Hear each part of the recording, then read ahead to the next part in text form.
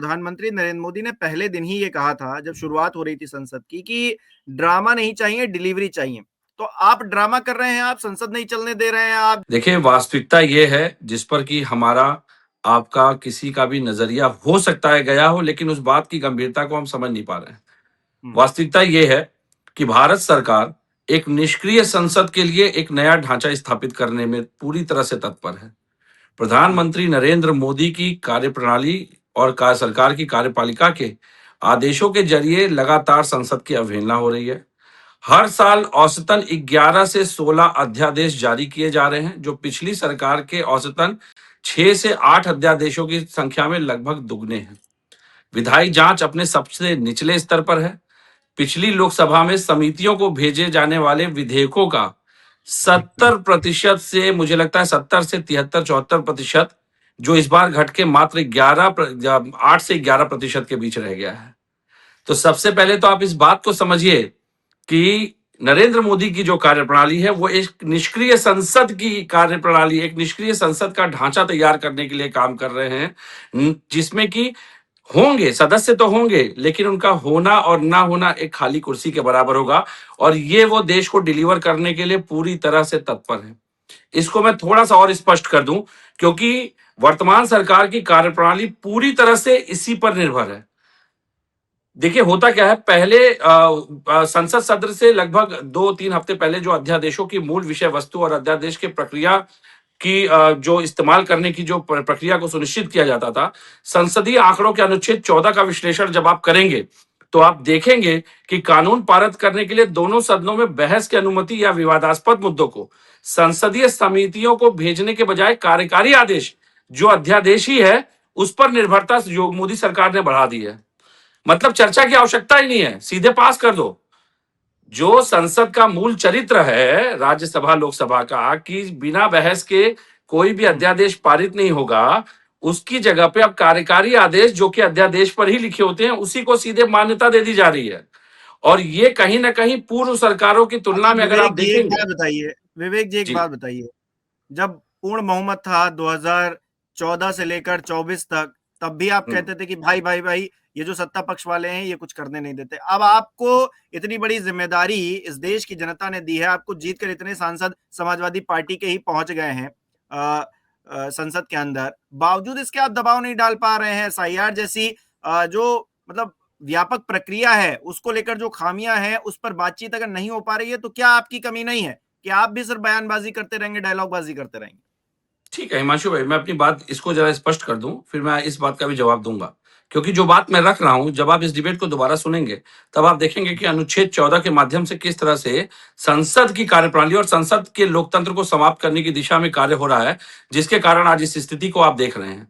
2014 से लेकर के अब तक सरकार ने लगभग प्रतिवर्ष 86 से 87 अध्यादेश जारी किए हैं। औसतन 11 से 16 अध्यादेश प्रतिवर्ष का है आंकड़ा, जो मनमाने तरीके से इस देश के ऊपर थोपे जा रहे हैं। और यही यूपीए सरकार थी जो 2004 से 14 तक 61 अध्यादेश जारी किए थे। मतलब बहस होती थी, चर्चा होती थी, डिलीवरी उसको कहते हैं, जिसपे सर्वसम्मति जनता के हितों में होती है। यहां पर सबसे बड़ी बात यह है, जो डिलीवरी की बात आ रही थी बार बार डिलीवर करने की, मोदी जी ने हम्म, तो इस देश को बहुत कुछ डिलीवर किया। हम्म, लोकतंत्र की आवाज को दबाकर मन की बात डिलीवर कर दी। देखिए, इससे बड़ी डिलीवरी क्या हो सकती है इस देश के लिए, कि लोकतंत्र की हम्म, आवाज दबा दी गई। पत्रकार, अधिवक्ता, बुद्धिजीवियों के ऊपर एफआईआर करके उनकी आवाज को दबा करके अनुच्छेद 21 का प्रावधान ही समाप्त कर दिया। अनुच्छेद 19 के कोई मायने मोदी सरकार के लिए मतलब ही नहीं है। डिलीवरी तो की उन्होंने, तानाशाही की, मनमानेपन की। 700 से अधिक किसान इस देश में मर जाते हैं, उनकी कोई जांच नहीं होती है। और आज एसआईआर के पीछे जब बीएलओ मर रहा है, उस पर जब हम चर्चा की बात करते हैं तो मोदी जी कहते हैं ड्रामा है। तो मैं ये पूछना चाहता हूं इस मंच पे कि मोदी जी के लिए क्या ये भारत कम पड़ गया था जो ड्रामा करने अब की बार ट्रम्प सरकार अमेरिका चले गए थे? आज वही ड्रामा है। देखिए, इस देश को कितना बड़ा खामियाजा भुगतना पड़ रहा है कि उस ड्रामे हम्म, की वजह से आज हमारे देश पे मनमाने टैरिफ थोपे जा रहे हैं। ना मोदी जी अमेरिका के सामने कुछ बोल पा रहे हैं, ना चीन को आंखें दिखा पा रहे हैं। डिलीवरी तो बहुत अच्छी है। भारतीय हम्म, सेना के ऊपर लगातार हमले, नेशनल सिक्योरिटी बिल आया है, देख लीजिए, नेशनल सिक्योरिटी बिल, वो भी सेस के साथ। सेस मतलब समझते हैं आप? 100 रुपए की चीज 125 रुपए पर, 25 रुपए अगर केंद्र सरकार सेस लगाती है तो वो वस्तु मिलेगी 125 रुपए में। और सबसे आश्चर्य की बात जो ये देश नहीं जानता, आपके मन से बता दूं, केंद्र सरकार बाध्य नहीं है उस शेष को राज्य सरकार के साथ बांटने के लिए। केंद्र सरकार बाध्य नहीं है उस शेष का इस्तेमाल कहां, कैसे और किस उद्देश्य के लिए किया जा रहा है ये बताने के लिए। मतलब ये मनमाना पैसा है जो केंद्र सरकार ले लेगी, राज्य सवाल नहीं पूछ सकता, राज्य हस्तक्षेप नहीं कर सकता, उसका कोई प्रावधान नहीं है। और केंद्र सरकार जिस उद्देश्य को दिखा करके ये पैसा ले रही है, उस पैसे का उपयोग उसी आवश्यकता, उसी उद्देश्य के लिए किया जा रहा है, इसको जानने का भी कोई प्रावधान नहीं। तो भाई आप अपनी जेबें संभाल कर रखिए, महंगाई का बोझ फिर बढ़ने वाला है अगर ये अध्यादेश पास होता है तो मुझे लगता है मतलब एक आप और ये बिल कह आया, रहे हैं एक सारी और बिल गलती आया, सुन लीजिए। गलती सत्ता पक्ष की है। राष्ट्रपति स्वास्थ्य मिशन, सुन लीजिए, एक नया अध्यादेश आ रहा है। जैसे आया था PM care fund, PM care fund की जानकारी आज तक नहीं है, किसी को नहीं है, कहां इस्तेमाल हुआ, कैसे इस्तेमाल हुआ, क्यों इस्तेमाल हुआ। लेकिन अब देखिए 2027 के चुनाव हैं, तो भाई अब राष्ट्रपति के नाम पे, राष्ट्रपति और राष्ट्रीय सुरक्षा के नाम पे भावनात्मक रूप से जनता के ऊपर थोपने का प्रयास, क्योंकि जब बात सुरक्षा की और चिकित्सा की आएगी तो जनता सवाल तो पूछेगी नहीं, और ये मनमाने तरीके से पैसा लेंगे और उसका इस्तेमाल करेंगे फिर सरकार जोड़ने तोड़ने, विधायक को खरीदने बेचने, खरीद फरोख्त करके सरकार जुगाड़ से बिठाने के लिए।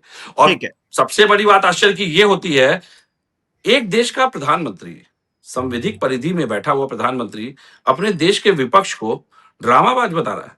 आप वो दिन भूल गए जब यूपीए की सरकार थी और चूंकि स्वर्गीय हो गई, मैं उनका नाम भूल रहा हूं, विदेश मंत्री हुआ करती थी, सुषमा स्वराज जी। सुषमा स्वराज, उन्होंने, याद है जब एक बड़ा हंगामा एक बार भाजपा के लोगों ने सदन में किया था, जब कोल आवंटन मामले को लेकर के और 2G स्पेक्ट्रम मामले को लेकर के इन्होंने संसद को बाधित किया था।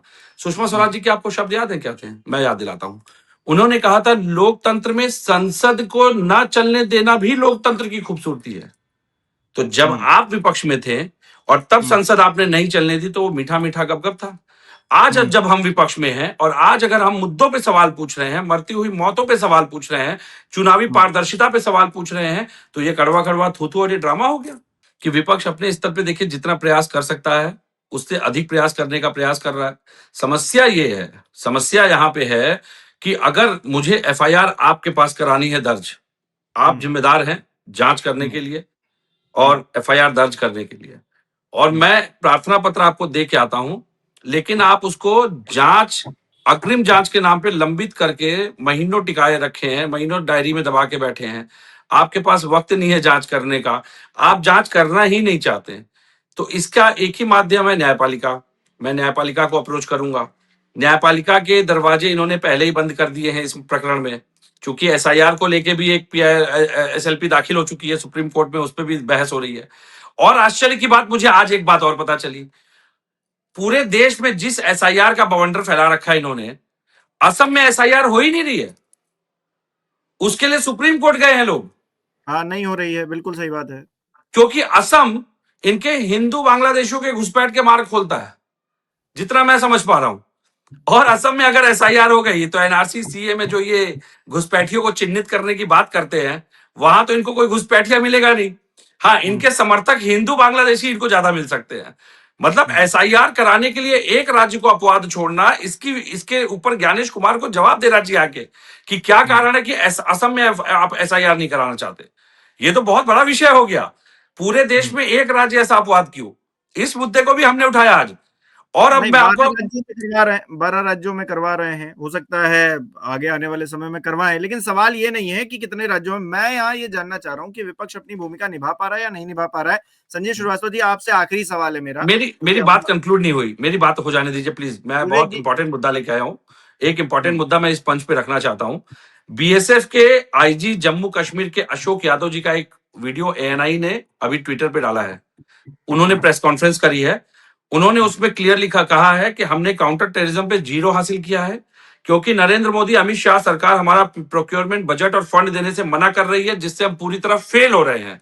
इसी की पैरेलल में देखिए जो बात अभी पूरे मंच पे हो रही थी, इसी पैरेलल में राष्ट्रीय हेल्थ सिक्योरिटी और national security cess bill pass कराने की पूरी कवायद चल रही है। और इसी वक्त बीएसएफ के आईजी आके प्रेस कॉन्फ्रेंस कर रहे हैं बीएसएफ के। तो जो ये बात एक आई थी कि मनमाने तरीके से किस तरीके से ये अपना अध्यादेश पास कराते, क्योंकि ये अध्यादेश कोई एक्ट नहीं है, ये अस्थायी होते हैं, इनको कभी भी संशोधित किया जा सकता है या बदला जा सकता है। और इस पर सबसे इंपॉर्टेंट क्या है, वो मैं जो तथ्य रखना चाह रहा था, 16वीं लोकसभा के दौरान पेश किए गए 11% विधेयक में सार्वजनिक परामर्श का इस्तेमाल किया गया था। लेकिन मोदी के दूसरे कार्यकाल के बाद से 2021 तक के मानसून सत्र तक संसद में जो पेश किए गए 115 विधेयक, उसमें केवल 14 मात्र में सार्वजनिक परामर्श का इस्तेमाल किया गया। तो 14, 123 में, 115 में मात्र 14 पे क्या बहस कर हुई रहा है है। भाई साहब, ये बताओ विपक्ष क्या कर रहा है? हम तो कह रहे हैं सर, अरे हमको तो उठा के सस्पेंड कर दिया था इन्होंने, पिछली बार भी हमने हंगामा काट दिया था, अब हम हंगामा काट रहे हैं तो वो बता रहे हैं कि हम क्या कहते हैं, अच्छा ड्रामा कर चलिए रहे हैं। ठीक है।